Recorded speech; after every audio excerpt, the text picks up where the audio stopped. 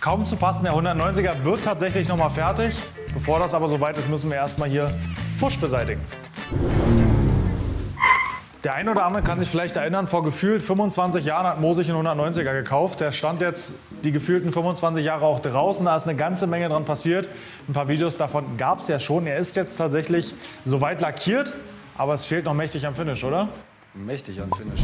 Paul Bartz, der Innenraumkönig und auch der Lackfinish-König, wird uns dabei unterstützen.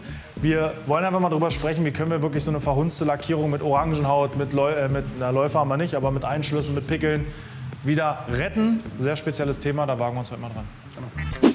Ja, Nico hat es schon gesagt, wir haben hier einen Lack, der wirklich alle Strukturen bietet. Viel Orangenhaut, keine glatte Struktur. Läufer habe ich noch nicht entdeckt, allerdings sehr, sehr viel Dreckeinschlüsse im Lack. Wie man die beseitigt, wie man sie beseitigen kann, dass es mehrere Wege gibt, wollen wir mal in dem Video hier zeigen.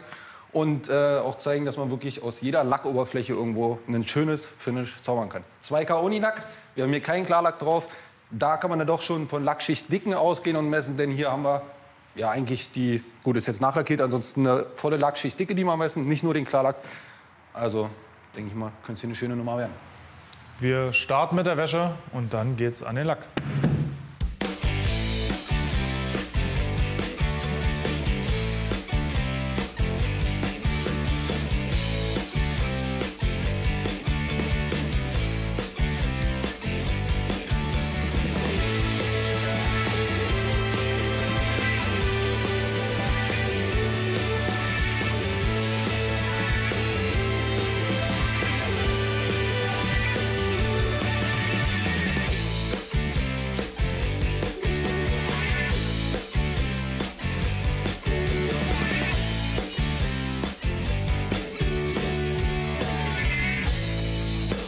Wie man hört, befindet sich hier was auf der Scheibe. Es ist Lacknebel. Und damit wir den nachher nicht runter polieren müssen, gehen wir bei der Wäsche gleich einmal mit der roten Knete drüber. Das ist eine schleifmittelhaltige Knete.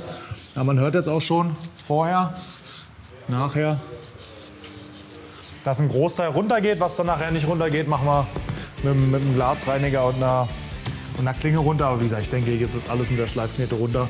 Dann sparen wir uns das dauernde Trocknen, Polieren. Damit sollte schon mal ein Großteil erledigt sein.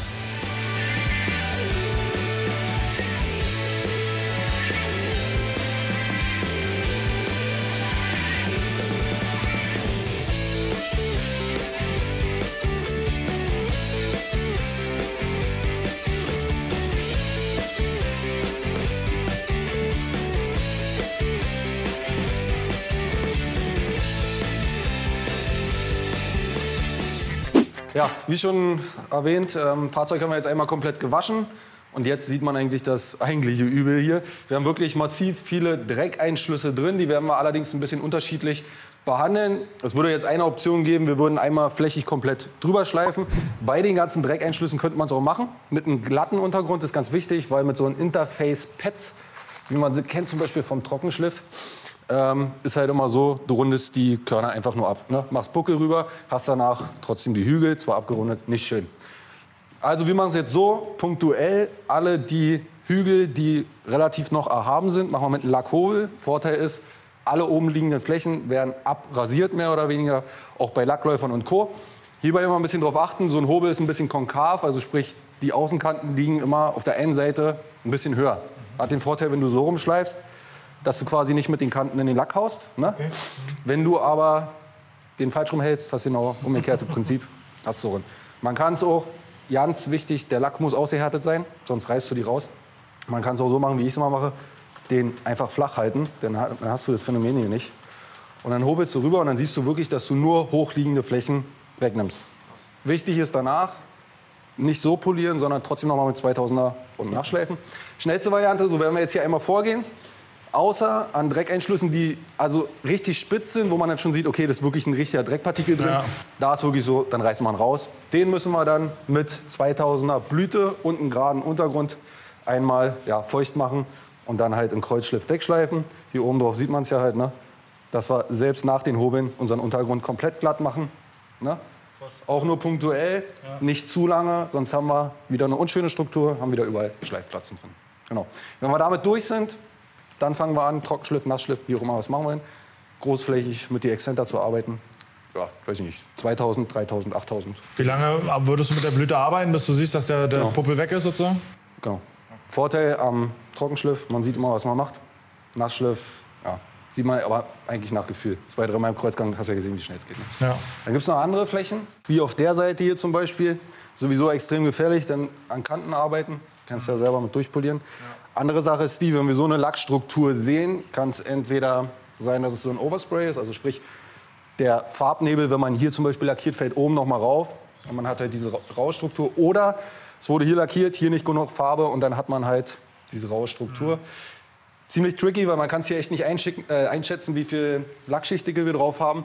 Deswegen werden wir hier trotzdem mit einem glatten Untergrund schleifen, um Glätte reinzubekommen. Denn wenn wir auch hier nur trocken rüber mit einem Exzenter, würden wir nichts reißen. Deswegen hier auch geraden Untergrund, flächig vorschleifen, gucken, wie verhält sich unsere Struktur.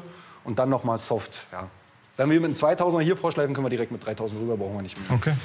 Loslegen. Ganz wichtig, Auto abkleben. Vorher Kunststoffteile Co. Sonst haben wir nachher Probleme mit Flecken. Dann kleben wir ab und legen los. So machen wir's. Machen wir.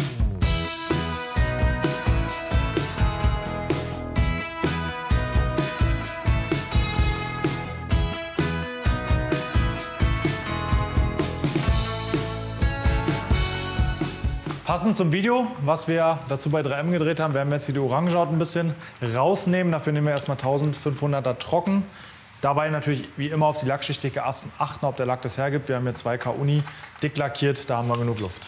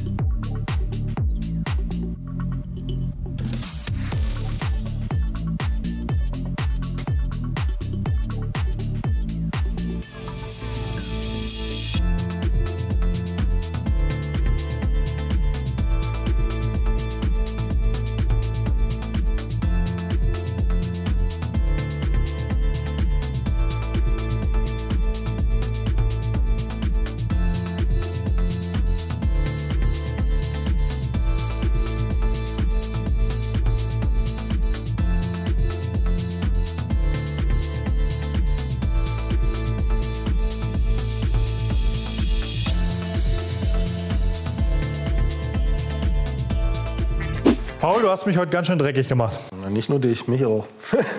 Was sagst du?